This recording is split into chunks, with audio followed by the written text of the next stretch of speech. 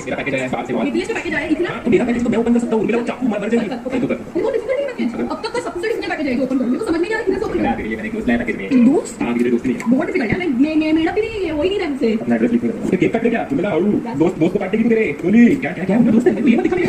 हो सकता है मेरे को नहीं मत ये ऊपर ऊपर करना ऐसा नहीं पता मेरे को क्या करना है। लेस मार सकती है उसको टाइम है क्यों? मेरे को टाइम पता नहीं है। फ्रेंड को ओ आई नो मुझे मैंने इसका मैंने देखा था। नहीं नहीं डेस्कटॉप के लिए पैक करना क्या है? ठीक है मेरा पेट बहुत बड़ा हो गया ना, तो ये छोटा पेट इधर से है। छोड़ना मेरे दोस्त है वो देख तेरा तेरा प्लीज बोलिए आराम से उसको वो नहीं तो सो गया बेचारा। नहीं असली वो जिंदा नहीं जिंदा है उसको ऊपर तो मिला धीरे से पकड़ उसको। उसको अच्छे से नीचे रख उसको अंकल उसको ऐसे नीचे ना उसको इसको ऐसे कर इसकी आंखें भी घूम रही है। इमो ये जिंदा